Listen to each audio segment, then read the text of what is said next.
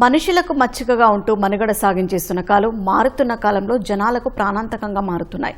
వాడవాడలా విచ్చలవిడిగా సంచరిస్తూ చిన్న పెద్ద తేడా లేకుండా జనాలపై దాడులకు తెగబడుతున్నాయి. స్వేచ్ఛగా సంచరించే శునకాల సైన్యాల దెబ్బకు గుంటూరు నగరవాసులు బెంబేలెత్తుతున్నారు. రోజు రోజుకు అధికమవుతున్న కుక్కల బెడదకు అడ్డుకట్ట వేయాలని జీఎంసీ అధికారులను ప్రజలు కోరుతున్నారు. సమస్య ఎంత పెరిగిపోతుందంటే వాళ్ళ నెంబర్ ఎలా గ్రో అయిందో ఇప్పటికి 4 రెట్లు.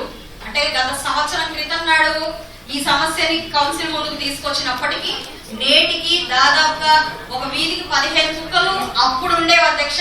అదే ఎంతో ఇబ్బందికరమైన పరిస్థితి మీ ముందుకు తీసుకొచ్చాను. ఈ రోజు ఆ 15 కుక్కలు 50 కుక్కలు అయ్యాయి అధ్యక్ష. దాదాపుగా ఒక్క నెలలో 3000 కేసులు ఓన్లీ డాగ్ బైట్ కేసులు నమోదవడం జరిగింది అధ్యక్ష. ఇది చాలా సీరియస్ ఇష్యూ అధ్యక్ష, మీరు అర్థం చేసుకోవాల్సిన అవసరం ఉంది. దీనికి కేవలం ఏబీసీ సెంటర్లు ఏదో ఒక కార్పొరేషన్ కి ఒక సొసైటీకి అందిస్తే ఈ రోజు ఈ సమస్య ఇప్పుడు మనం ఎదుర్కొంటున్న సమస్య సొల్యూషన్ కి రాదు అధ్యక్ష. మనం దీని మీద చాలా సీరియస్ గా దృష్టి పెట్టాల్సిన అవసరం ఉంది అధ్యక్ష. చూశారుగా, ఇది గుంటూరులో వీధి కుక్కల బారి నుంచి ప్రజలను కాపాడేందుకు చర్యలు చేపట్టాలని స్థానిక ఎమ్మెల్యే కార్పొరేషన్ సమావేశాల్లో జీఎంసీ అధికారులకు మొరపెట్టుకున్న తీరు.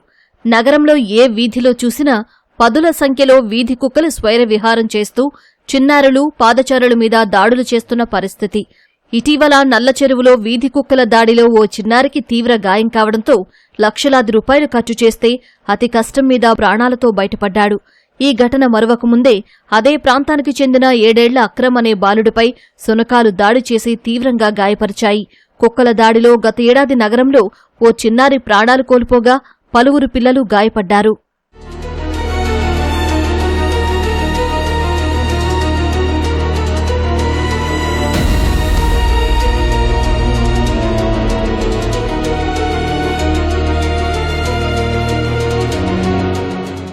గుంటూరులో నెలకు సగటున 3000 మంది కుక్కకాట్లతో జీజీహెచ్కు వైద్యం కోసం రావడం నగరంలో శునకాల స్వైర విహారానికి నిదర్శనంగా నిలుస్తోంది. గత ఏడాది డిసెంబర్లో 3590 మంది కుక్కల దాడిలో గాయపడి గుంటూరు జీజీహెచ్లో రేబిస్ వ్యాక్సిన్ వేయించుకున్నారు.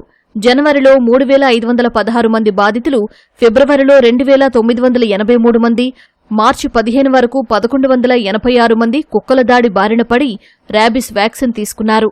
రోజుకు సగటున 50 మంది శునకాల దాడిలో గాయపడి జీజీహెచ్కు వచ్చి వైద్యం చేయించుకుంటూ ఉండగా ప్రైవేటు ఆసుపత్రుల్ని ఆశ్రయించే వారి సంఖ్య కూడా ఎక్కువగానే ఉంటోంది. ఈ డాగ్ పాపులేషన్ సొసైటీలో పెరుగుతూ వస్తుంది. గుంటూరులో కూడా ఈ ప్రాబ్లం ఉంది. ఈ చిన్న పిల్లలు, వృద్ధులు వీడి దబాలు తప్పించుకొని పోలేరు కాబట్టి ఆ పిల్లలు ఆ కుక్కలు వాళ్ళ మీద దాడి చేస్తూ ఉంటాయి. సో వీటి వల్ల మనకి జీజీహెచ్కి ఈ కుక్క కాటు వల్ల వచ్చే రోగులు తాకిడి పెరిగింది మధ్యకాలంలో. తర్వాత జీజీహెచ్కి వస్తే ఇక్కడ మనకి ఇబ్బంది ఏమి లేదు. ఏఆర్వి అంటాము, యాంటీ రేబీస్ వ్యాక్సిన్. ఇది చాలా పుష్కలంగా సఫిషియెంట్గా ఉంది. అలాగే ఇమ్యూనోగ్లోబులిన్స్, దీనికి సంబంధించిన ఇమ్యూనోగ్లోబులిన్స్ కూడా మా దగ్గర ఉన్నాయి. అలాగే దీనికి సంబంధించిన పూర్తి వైద్యం ఈ జనరల్ సర్జరీ వాళ్ళు కానీ, ప్లాస్టిక్ సర్జరీ వాళ్ళు కానీ ఇమీడియట్గా వాళ్ళని టేకప్ చేసి అవసరమైతే ఆపరేషన్ అయినా చేసి పిల్లల్ని కానీ కలిసిన వాళ్ళని రక్షిస్తూ వస్తున్నాము. శునకాల దాడిలో గాయపడుతున్న బాధితుల సంఖ్య పెరుగుతున్న క్రమంలో ప్రజల ఆందోళనల దృష్ట్యా కుక్కల నియంత్రణపై జీఎంసీ కమిషనర్ మయూర్ అశోక్ ప్రత్యేక చర్యలు చేపట్టారు. పొన్నూరు రోడ్డులో కొన్ని నెలలుగా నిర్మాణంలో ఉన్న యానిమల్ బర్త్ కంట్రోల్ సెంటర్ను యుద్ధ ప్రాతిపదికన అందుబాటులోకి తెచ్చారు. స్పెషల్ డ్రైవ్ ఏర్పాటు చేసి కుక్కల సంఖ్య ఎక్కువగా ఉన్న నల్ల చెరువుతో పాటు పాత గుంటూరు తదితర ప్రాంతాల నుంచి కుక్కలను ఏబీసీ సెంటర్కు తరలిస్తున్నారు. గుంటూరు ఏబీసీ సెంటర్ పూర్తి స్థాయిలో అందుబాటులోకి వచ్చేలోపు మంగళగిరి సెంటర్కు తరలించి శస్త్రచికిత్సలు చేస్తున్నట్లు కమిషనర్ మయూర్ అశోక్ తెలిపారు. ఈ ఏబీసీ స్టెరిలైజేషన్ యాక్టివిటీ సంబంధించి మన గుంటూరు జిల్లా సంబంధించి కొన్ని ఏజెన్సీకి స్టేట్ నుంచి ఎంపైనల్ చేయడం జరిగింది. స్నేహ ఒక ఏజెన్సీ ఉంది, ఆ ఏజెన్సీకి ఆల్రెడీ వర్క్ ఆర్డర్ కూడా ఇవ్వడం జరిగింది. సో మన సిటీ సంబంధించి కొన్ని హాట్స్పాట్ కూడా మనం ఐడెంటిఫై చేయడం జరిగింది. ఎస్పెషల్లీ నల్లా చెరువు కానీ ఇలాంటి కొన్ని హాట్స్పాట్లు ఆల్రెడీ మన యాక్షన్ ప్లాన్ వేసి ప్రతి డే ఎక్కడ ఆ డాగ్ క్యాచింగ్ టీం ఎక్కడ వెళ్ళాలి, అక్కడ వెళ్ళి వాళ్ళు ఈ డాగ్ని క్యాచ్ చేస్తారు. క్యాచ్ చేసిన తర్వాత స్టెరిలైజేషన్ ఆపరేషన్ చేసి ఒక 4-5 రోజు అక్కడే ఈ సెంటర్లోనే ఉంచి పూర్తిగా రికవర్ అయిన తర్వాత సుప్రీంకోర్టు గైడ్లైన్ ప్రకారం ఏ ఏరియా నుంచి మనం డాగ్ని క్యాచ్ చేసామో ఆ ఏరియాలోనే మళ్ళీ రీలొకేట్ చేయడం జరుగుతుంది.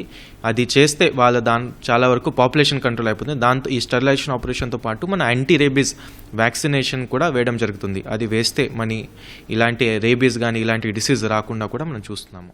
ఎండాకాలంలో వేసవి తాపం వల్ల కుక్కల దాడులు పెరిగే అవకాశం ఉందని, సునకాల బారి నుంచి తమను కాపాడాలని ప్రజలు జీఎంసీ అధికారులను కోరుతున్నారు. నగరంలో సునకాలకు వేగంగా కుటుంబ నియంత్రణ శస్త్రచికిత్సలు చేయాలని, యాంటీ రేబిస్ వ్యాక్సినేషన్ నిరంతరం కొనసాగించాలని డిమాండ్ చేస్తున్నారు.